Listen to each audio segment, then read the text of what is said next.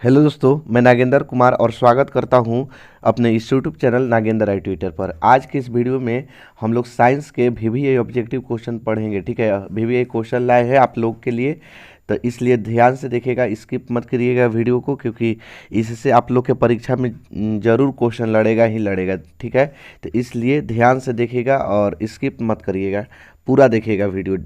तो चलिए क्वेश्चन को स्टार्ट करते हैं। जैसा कि पहला क्वेश्चन है कि सूर्य तथा अन्य तारों के विशाल ऊर्जा स्रोत हैं, तो किसके कारण? नाभिकीय संलयन के कारण होगा। क्योंकि देखिए सूर्य और अन्य तारों के जो उसमें ऊर्जा संलयित रहता है ना, उसमें ऊर्जा रहता है, वो नाभिकीय संलयन के कारण ही होता है। आगे देखिए, इस आगे है कि इनमें से कौन दर्पण सूत्र है? तो दर्पण सूत्र होता है 1/v + 1/u = 1/f। Option number A हो जाएगा। ठीक, आगे देखिए, अगला है कि टिंडल प्रभाव देखा जा सकता है। तो टिंडल प्रभाव देखा जा सकता है जंगलों में देखा जा सकता है। ऑप्शन नंबर ए, जंगल में टिंडल प्रभाव देखा जा सकता है। टिंडल प्रभाव क्या होता है? जब प्रकाश किसी सूक्ष्म माध्यम से गुजरता है तो उस समय प्रकाश के पथ दिखाई देने लगता है, उसी को टिंडल प्रभाव कहा जाता है। आगे देखिए, अगला क्वेश्चन है कि तारों के टिमटिमाने की व्याख्या किस सिद्धांत पर आधारित है? तो तारों का टिमटिमाना होता है प्रकाश के अपवर्तन के कारण ही तारे टिमटिमाते नजर आते हैं। आगे देखिए, अगला है कि सामान्य नेत्र के रेटिना पर बनने वाला प्रतिबिंब होता है। देखिए, हमारे आँख में जहाँ प्रतिबिंब बनता है उसको कहते हैं रेटिना। और रेटिना पर कैसा प्रतिबिंब बनता है? तो वास्तविक और उल्टा बनता है। ऑप्शन नंबर हो जाएगा सी। आगे देखिए, अगला क्वेश्चन है कि किसी बल्ब से 1 मिनट, तो यानी 1 मिनट बोला है ना, तो टी का मान हो जाएगा, टी माने समय, 1 मिनट। तो 1 मिनट में कै सेकेंड? तो 60 सेकेंड। 1 मिनट में कै सेकेंड? 60 सेकेंड। कितना कूलम आवेश प्रवाहित हो रहा है? तो 120 कूलम। क्यू का मान दिया है 120 कूलम। ठीक है, तो कह रहा है कि विद्युत धारा का मान क्या होगा? तो आई का मान पूछा है, तो आई बराबर होता है Q/T। क्यू का मान हो जाएगा 120 और टी का मान कितना है? 60। 60 से कटा देंगे, 60 दूनी 120। आई का मान कितना निकल के आ गया? 2 एम्पियर। कितना आ गया? 2 एम्पियर। ठीक, समझ में आ गया? तो इसका ऑप्शन नंबर हो जाएगा बी, 2 एम्पियर। आगे देखिए, अगला है कि किस उपकरण में धन प्लस और ऋण माइनस चिन्ह नहीं होता है? तो कुंडली में नहीं होता है। ठीक है, ऑप्शन नंबर सी हो जाएगा, कुंडली में प्लस और माइनस नहीं होता है। आगे देखिए, अगला क्वेश्चन है कि लघु पथन के समय परिपथ में धारा का मान क्या होगा? तो लघु पथन के समय परिपथ में धारा का मान बहुत अधिक हो जाएगा। ठीक है, लघु पथन जब होता है तो धारा का मान बहुत अधिक हो जाता है। आगे देखिए, अगला क्वेश्चन है कि विद्युत चुंबकीय प्रेरण की खोज किसने किया था? तो विद्युत चुंबकीय प्रेरण की खोज जो किए थे विद्युत चुंबकीय, वो माइकल फैराडे ने किए थे। ऑप्शन नंबर ए हो जाएगा, माइकल फैराडे। विद्युत चुंबकीय प्रेरण की खोज किसने किया था? Michael Faraday. आगे देखिए, अगला क्वेश्चन है कि एक उत्तल लेंस होता है। तो एक उत्तल लेंस क्या होता है? किनारे में पतला और बीच में मोटा। तो किनारों की अपेक्षा बीच में मोटा। ऑप्शन नंबर क्या होगा? सी हो जाएगा। आगे देखिए, अगला है कि अवतल लेंस का आवर्धन m होता है। तो लेंस में आवर्धन v/u होता है और दर्पण में -v/u होता है। तो लेंस है तो लेंस में v/u होगा। Option number D. आगे देखिए, अगला क्वेश्चन है कि गोलीय दर्पण की फोकसांतर और वक्रता त्रिज्या के बीच संबंध है। तो फोकसांतर और वक्रता त्रिज्या के बीच संबंध होता है F = R/2, चाहे R = 2F। R = 2F चाहे F = R/2। आगे देखिए, अगला है कि मानव नेत्र में क्या होता है? तो मानव नेत्र में जो होता है ना, उत्तल लेंस होता है। कौन सा लेंस होता है? उत्तल लेंस होता है। Option number C. आगे देखिए, अगला क्वेश्चन है कि मानव नेत्र वस्तु का प्रतिबिंब निम्न में से किस भाग पर बनाता है? तो अभी बताएं कि मानव नेत्र किसी वस्तु का प्रतिबिंब जिस भाग पर बनाता है उसे रेटिना कहते हैं। तो ऑप्शन नंबर हो जाएगा सी। आगे देखिए, अगला क्वेश्चन है कि विद्युत जनित्र का सिद्धांत आधारित है। तो जनित्र का सिद्धांत जो आधारित है विद्युत चुंबकीय प्रेरण पर आधारित है। ऑप्शन नंबर क्या हो जाएगा? सी हो जाएगा, विद्युत चुंबकीय प्रेरण। आगे देखिए, अगला क्वेश्चन है कि निम्न में से कौन बायोगैस ईंधन का स्रोत नहीं है? तो बायोगैस ईंधन, बायोगैस माने जैव गैस, गोबर गैस जिससे होता है, माने जीव से प्राप्त ईंधन। तो जीव से प्राप्त ईंधन कौन नहीं है? नाभिकीय ऊर्जा नहीं है। ऑप्शन नंबर सी, यही आंसर होगा। आगे देखिए, अगला क्वेश्चन है कि जीवाश्म ईंधन का उदाहरण है। तो जीवाश्म ईंधन कोयला भी है, लकड़ी भी है, गोबर गैस भी है, यानी इनमें से सभी। Option number D. आगे देखिए, अगला क्वेश्चन है कि जिस वस्तु से प्रकाश निकलता है उसे क्या कहते हैं? तो जिस वस्तु से प्रकाश निकलता है उसे प्रकाश स्रोत कहते हैं। Option number A. आगे देखिए अगला क्वेश्चन है कि खतरे के संकेत का प्रकाश किस रंग का होता है? तो खतरे का प्रकाश होता है लाल रंग का, ऑप्शन नंबर डी। आगे देखिए अगला है कि 1 जूल और 1 सेकेंड, 1 जूल/1 सेकेंड, ठीक है, 1 जूल/1 सेकेंड के अनुपात को क्या कहते हैं? तो जूल प्रति सेकेंड। तो कार्य बटे समय क्या होता है? कार्य बटे समय, कार्य करने की दर को शक्ति कहते थे, यानी 1 वाट हो जाएगा। जूल बटे समय क्या होता है?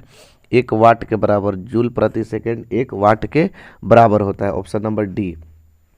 आगे देखिए अगला क्वेश्चन है कि चुंबकों के सजातीय ध्रुवों के बीच परस्पर क्या होता है? तो चुंबक के सजातीय ध्रुव के बीच हमेशा प्रतिकर्षण होता है। एक जैसा रहेगा ध्रुव, जैसे प्लस प्लस रहेगा तब वो अलग होगा, माइनस माइनस रहेगा तब वो अलग होगा। तो सजातीय ध्रुवों के बीच क्या होता है? ए, प्रतिकर्षण। तो ये भी विद्युत में हो गया, ठीक है। और चुंबक में होता है एस एस भी रहेगा तो हटाएगा, और एन एन भी रहेगा तो हटाएगा। ये हो गया चुंबक में, ये हो गया विद्युत में। तो चुंबक और विद्युत दोनों में एक जैसा ही होता है, टेंशन लेने की कोई बात नहीं है। विद्युत मोटर परिवर्तित करता है, तो विद्युत मोटर जो परिवर्तित करता है ना, वो विद्युत ऊर्जा को यांत्रिक ऊर्जा में परिवर्तित करता है, ठीक है। ऑप्शन नंबर का होगा बी। आगे देखिए अगला है कि लेंस की क्षमता का एसआई मात्रक क्या होता है? तो लेंस की क्षमता का एसआई मात्रक ऐसे डायोप्टर होता है, और 1 डायोप्टर बराबर होता है 1 मीटर इनवर्स के बराबर। तो ऑप्शन नंबर सी होगा, मीटर इनवर्स, ठीक है। मीटर के पावर -1 को इनवर्स पढ़ते हैं। आगे देखिए अगला क्वेश्चन है कि आकाश का रंग नीला क्यों प्रतीत होता है? तो आकाश का रंग नीला प्रतीत होता है प्रकाश के प्रकीर्णन के कारण, ऑप्शन नंबर बी, प्रकाश के प्रकीर्णन के कारण। आगे है कि विद्युत चुंबकीय प्रेरण की खोज किसने किया था? तो विद्युत चुंबकीय प्रेरण की खोज किया था माइकल फैराडे ने। अभी तुरंत बताएं, इसको याद रखने के लिए, विद्युत चुंबकीय प्रेरण माइकल फैराडे, विद्युत चुंबकीय प्रेरण, प्रेरण कहेगा तो माइकल फैराडे, मार के फाड़ दे, ऐसे याद रखिए।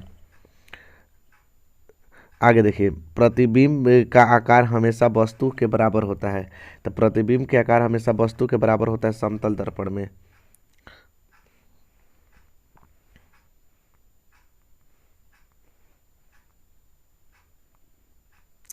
आगे देखिए अगला क्वेश्चन है कि 1 किलोवाट बराबर होता है। तो 1 किलोवाट बराबर होता है 3.6 × 10⁻⁶ जूल के बराबर, ऑप्शन नंबर ए। आगे है कि एथनोइक अम्ल को सामान्यतः क्या कहा जाता है? तो एथनोइक अम्ल को सामान्यतः कहा जाता है एसिटिक अम्ल। क्या कहा जाता है? एसिटिक अम्ल कहा जाता है, ठीक है। इसका ऑप्शन नंबर हो जाएगा बी। आगे देखिए अगला है कि भारतीय संगीत प्रणाली में संगीत के कितने सुर होते हैं? तो भारतीय संगीत प्रणाली में संगीत के 7 सुर होते हैं, ठीक है। कितने सुर होते हैं? सा रे गा मा पा धा नी, ठीक। और सा फिर हो जाता है 8वां सुर होता है, 8 वो नहीं होता है, 7 सुर होते हैं। आगे देखिए आगे है कि वायुरोधी बर्तन में खाद्य सामग्री रखने में उपचयन की गति हो जाती है, तो धीमी हो जाती है। कि वायुरोधी बर्तन किसको कहते हैं? जिसमें हवा प्रवेश न कर सके, जैसे प्लास्टिक। तो उसमें उपचयन का मतलब होता है विकृत गंधिता, माने ऑक्सीजन के जाने का मार्ग का हो जाता है, बंद हो जाता है, ऑक्सीजन का संयोग बंद हो जाता है, धीमा हो जाता है। आगे देखिए अगला है कि नीचे दी गई अभिक्रिया में कौन सा कथन सही है? तो इसमें क्या हो रहा है? कॉपर 2Cu+O2 है ना, ऑक्सीजन मिल जा रहा है कॉपर से, तो किसका उपचयन हो रहा है? तो कॉपर का उपचयन हो रहा है। तो उपचयन हो रहा है यानी ऑक्सीकरण, और उपचयन का एक और नाम है ऑक्सीकरण। ऑक्सीजन किस में मिल रहा है? तो कहिएगा कॉपर में मिल रहा है, तो किसका उपचयन होगा? कॉपर का होगा, या ऑक्सीकरण किसका होगा? कॉपर का होगा। आगे है कि सिल्वर क्लोराइड का रंग क्या होता है? तो सिल्वर का रंग श्वेत होता है, ऑप्शन नंबर ए हो जाएगा। सिल्वर क्लोराइड का रंग क्या हो जाएगा? सफ़ेद, ऑप्शन नंबर ए।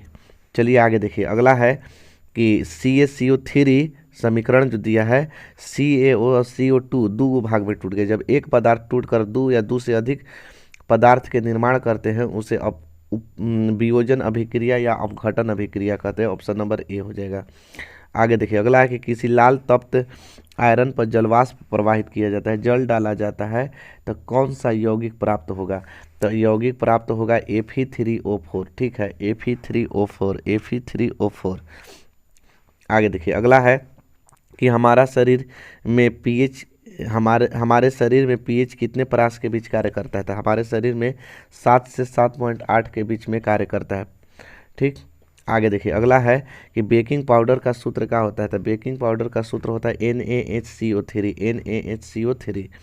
आगे देखिए अगला क्वेश्चन है, निम्न में कौन आयनिक यौगिक है? तो आयनिक यौगिक किसको कहते हैं?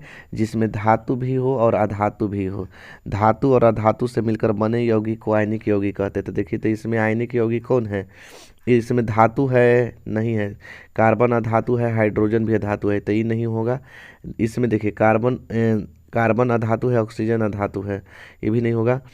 इसमें देखिए यहाँ से कैल्शियम धातु है, क्लोरीन अधातु है, यही आयनिक यौगिक होगा, ऑप्शन नंबर डी।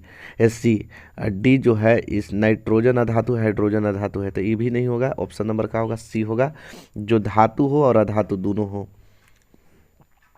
निम्न में से कौन सा पदार्थ ऑक्सीजन से संयोग नहीं करता है?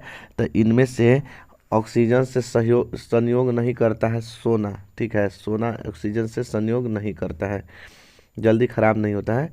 शुद्ध सोना कितने कैरेट में व्यक्त किया जाता है? तो शुद्ध सोना को 24 कैरेट में व्यक्त किया जाता है, शुद्ध सोना 24 कैरेट। अगर यही पूछता कि आभूषण बनाने वाला सोना कितना में, तो 22 कैरेट, तो अभी शुद्ध सोना है तो 24 कैरेट।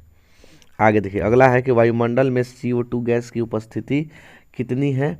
ठीक है, तो वायुमंडल में CO2 गैस की उपस्थिति जो है वो 0.03% है, 0.03%। आगे देखिए अगला है कि सल्फ्यूरिक अम्ल का अणु सूत्र होता है, तो सल्फ्यूरिक अम्ल का होता है H2SO4, ऑप्शन नंबर बी। आगे देखिए अगला क्वेश्चन है कि कार्बोक्सिलिक अम्ल जो होता है, कार्बोक्सिलिक एसिड का समूह क्या होता है? तो कार्बोक्सिलिक अम्ल का होता है सिंगल बॉन्ड COOH।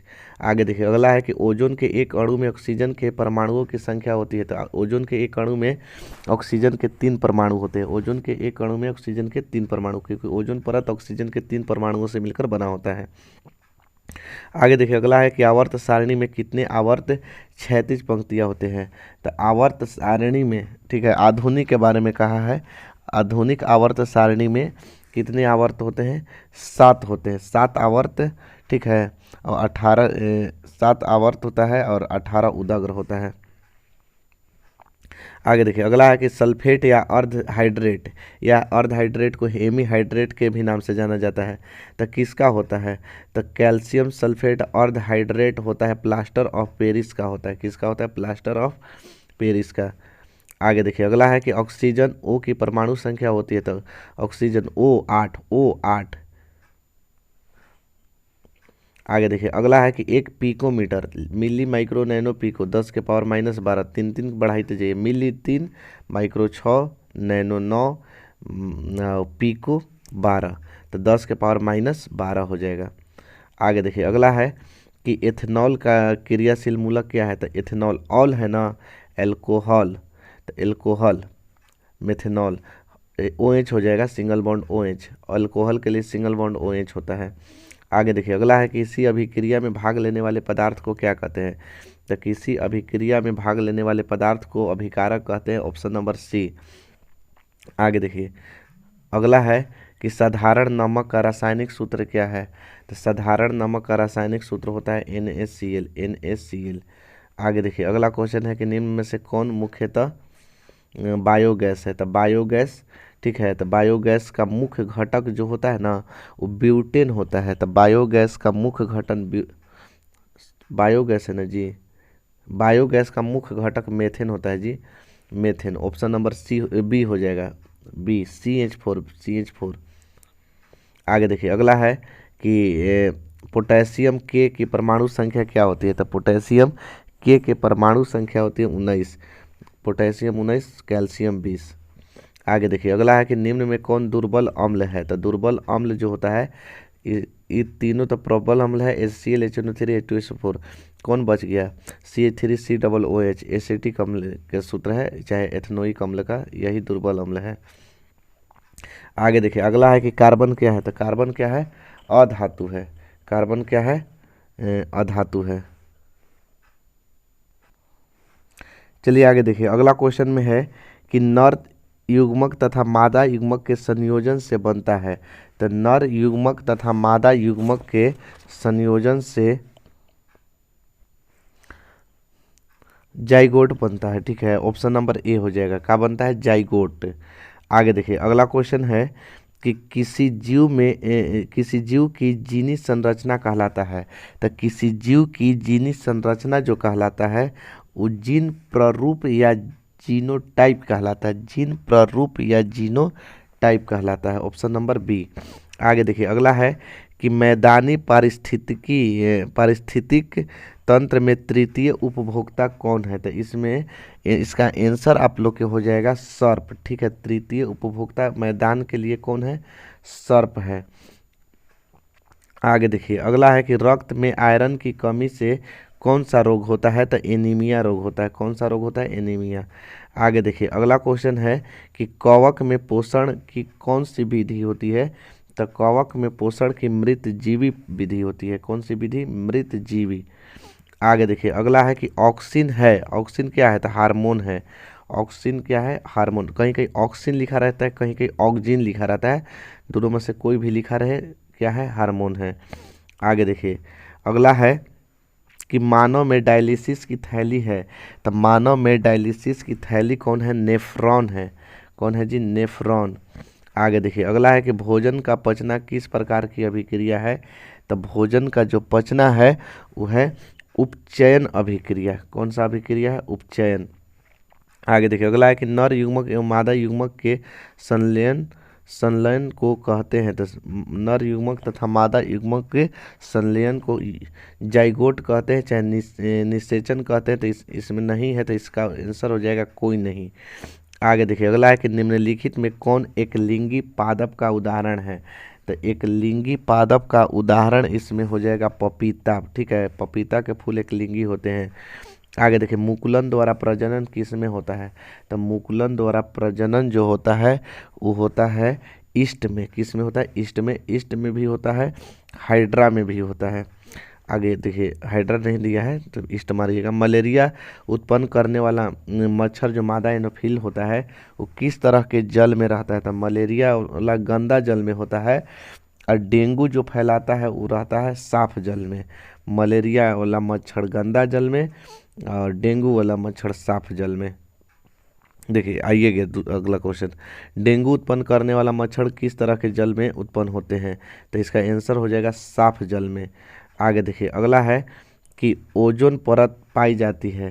तो आयनोस्फीयर में पाई जाती है। ओजोन परत कहाँ पाई जाती है, सॉरी, ओजोन परत पाई जाती है स्ट्रेटोस्फीयर में पाई जाती है, स्ट्रेटोस्फीयर में।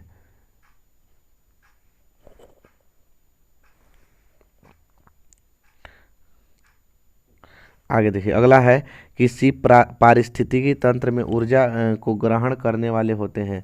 तो पारिस्थितिकी तंत्र में ऊर्जा को ग्रहण करने वाले क्या कहलाते हैं, उत्पादक कहलाते हैं। क्या कहलाते हैं, उत्पादक। ठीक है, आगे देखिए, अगला है कि एडिनोसाइन ट्राइफॉस्फेट यानी एटीपी का फुल फॉर्म दिया हुआ है, एडिनोसाइन ट्राइफॉस्फेट। ठीक, कह रहा है कि क्या है, मतलब इस क्या है, तो ऊर्जा का वाहक भी है, संग्राहक भी है, ऊर्जा का सिक्का भी कहा जाता है, या इनमें सभी। ऑप्शन नंबर डी मारिएगा, सही सभी। अगला है कि स्वपोषी पोषण के लिए आवश्यक है।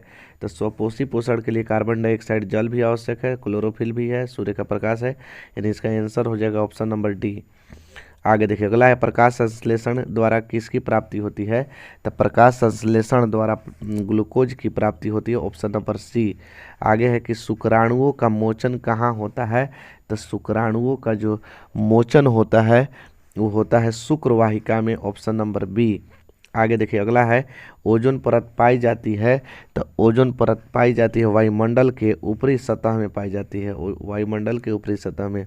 आगे देखिए, अगला है अनुवांशिक गुणों का संदेश होता है। तो अनुवांशिक गुणों का जो संदेश होता है वो होता है डीएनए के अणु में होता है। कहाँ होता है, डीएनए के अणु में। आगे देखिए, अगला है कि एक नर हार्मोन कौन है। तो इनमें से नर हार्मोन है टेस्टोस्टेरोन। टेस्टोस्टेरोन। आगे देखिए अगला है कि शुक्राणु का निर्माण होता है, तो शुक्राणु का जो निर्माण होता है वो वृषण में होता है। कहाँ होता है? वृषण में। आगे देखिए अगला है कि किस वैज्ञानिक को आनुवंशिकी का पिता कहा जाता है, तो इसका आंसर हो जाएगा ग्रेगर जॉन मेंडल। कौन होगा जी? ग्रेगर जॉन मेंडल को आनुवंशिकी का पिता कहा जाता है। आगे देखिए अगला है कि एक कोशिकीय शैवाल में जल का परिवहन होता है, तो एक कोशिकीय शैवाल में जल का परिवहन विसरण द्वारा होता है, ऑप्शन नंबर सी। आगे है कि मछली के हृदय में कोष्ठों की संख्या कितनी होती है, तो मछली के शरीर में 2 कोष्ठ होते हैं। कितने कोष्ठ होते हैं? 2। बस आज के लिए इतना ही, मिलेंगे अगले वीडियो में अगले टॉपिक के साथ, तब तक के लिए जय हिंद।